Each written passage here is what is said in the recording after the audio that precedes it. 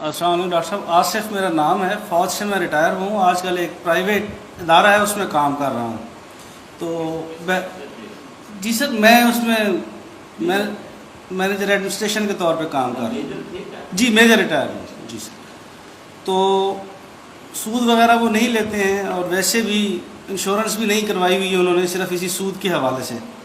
لیکن پچھلے دنوں کچھ ان کو گاڑیاں چاہیے تھیں، تو میزان بینک والوں سے ان کی گفتگو ہوئی، اور وہ کوئی گاڑی کے وہ جو لیز پر دے رہے ہیں گاڑی، یہ سود میں شامل نہیں ہے، اس کی کافی انہوں نے گفتگو کی ان سے.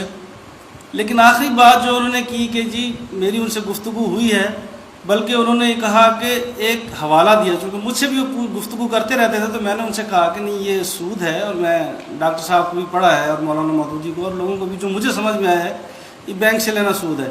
لیکن انہوں نے پچھلے دنوں حوالہ دیا جب ان سے گفتگو کی میزان بینک والوں سے، کہ ڈاکٹر صاحب بھی کہتے ہیں، ڈاکٹر صاحب بھی، کہ یہ ٹھیک ہے کہ گاڑی آپ ہم سے لے سکتے ہیں، یا اس طرح کا ہمارا کوئی جو ہے وہ ٹھیک ہے. تو برائے مہربانی اس چیز پر تھوڑی سی روشنی ڈال کے واضح کر دیجئے کہ یہ بڑی شکریہ. دیکھیے، دو چیزیں ہیں، ایک ہے پیور لیزنگ، وہ حلال ہے، ایک ہے لیز فائننسنگ، وہ حرام ہے. لیز کا لفظ مشترک ہے. پیور لیزنگ کیا ہے؟ آپ نے ایک مکان بنایا ہے، 50 لاکھ لگ گیا آپ کا، آپ کرائے پر دے رہے ہیں، 10,000 روپیہ لے رہے ہیں. اب ظاہر بات ہے یہ جائز ہے. وہ مکان اس کی ملکیت نہیں ہوگا، نہ وہ خریدار ہے، وہ آپ کا کرایہ دار ہے. جب جائے چھوڑنے کا کرایہ ختم، یا جب آپ اس سے خالی کروا لیں گے کرایہ ختم. تو یہ ہے کرایہ. بعض لوگ ہیں ذرا زیادہ انتہا پسند، وہ کرائے کو بھی حرام کہتے ہیں، میں ان میں شامل نہیں ہوں. میں سمجھتا ہوں کہ کرایہ جو ہے، کرایہ انسان کا بھی کرایہ ہے.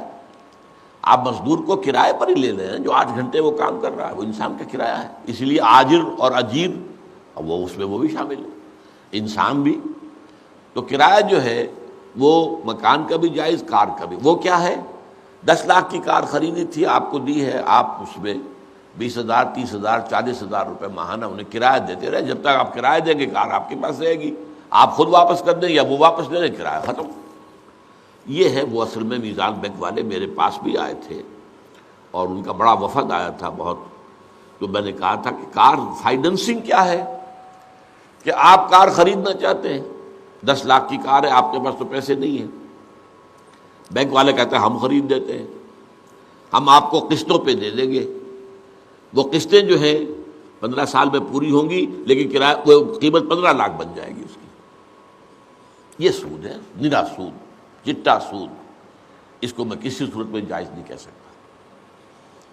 اس حوالے سے مجھے فقہا سے بھی، علماء سے بھی اختلاف ہے دو چیزوں میں. بیع مؤجل اور بیع مرابحہ کو وہ جائز کہتے ہیں، میں نہیں کہتا. یہ اگر آپ گلاس خریدتے ہیں نقد پر تو 20 روپے کا ہے، اگر 1 مہینے بعد پیسے دیں گے تو 25 کا ہے. یہ 5 روپے کیا ہیں؟ عقل عام سے کام لیا جائے. آخر شریعت عقل عام کے خلاف نہیں ہے. یہ آپ نے قرض دیا ہے نا، یہ، اور قرض کے اوپر 5 روپے زیادہ لیے ہیں، سود ہے. میرے نزدیک سود ہے. ہماری فقہ کی روح سے یہ جائز ہے، مجھے ان سے اختلاف ہے. بیع مرابحہ یہ ہے، جو جائز بھی ہے بیع مرابحہ، وہ ہے نقد میں.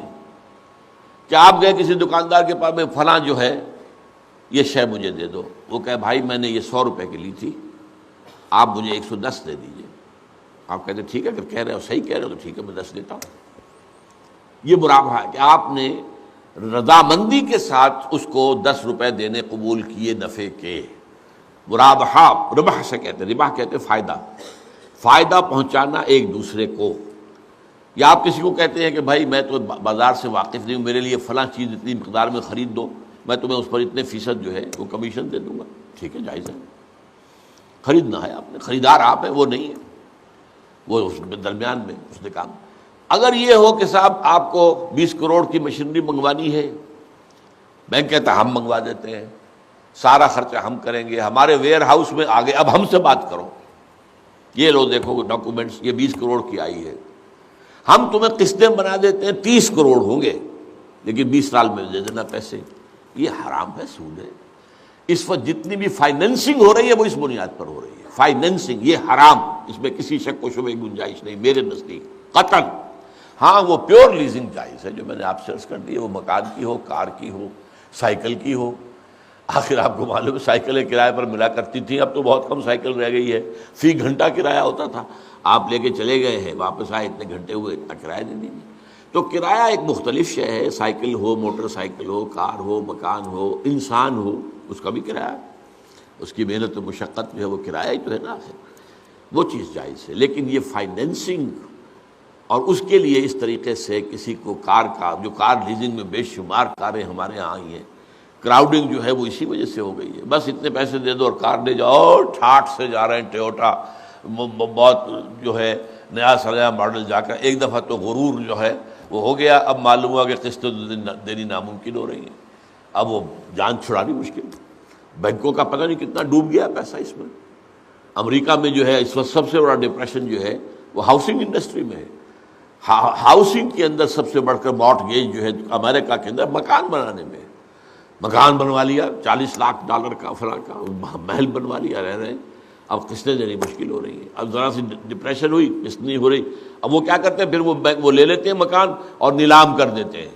اب یہ نیلام جو ہے 50 لاکھ والا مکان جو ہے وہ 30 لاکھ میں گیا ہے، تو وہ 30 لاکھ تو آ گیا، باقی آپ کے ذمہ قرضہ، اور وہ حکومت جو ہے قرضہ وصول کر کے دے گی آپ کا جو ہے، چاہے وہ گھر کا سامان بھی جو ہے وہ قرق کرائے. تو جیسے حکومت جو ہے اپنے جو ہوتے ہیں محاصل وہ لینے کے لیے، لوگوں کے مکان میں قرقامین ہوا کرتے تھے، قرق کرنے والے، وہ کس لیے ہوتے تھے؟ تو اس پہ قیامت آئی ہوئی امریکہ میں اس وقت. یہ ہاؤس فائنینسنگ کی وجہ سے ہاؤس جو ہے وہ مارگیج کی بنیاد پر. تو یہ ہے اصل میں مسئلہ کہ ایک لیزنگ حلال، لیکن وہ لیز فائنینسنگ جو ہے وہ حرام ہے.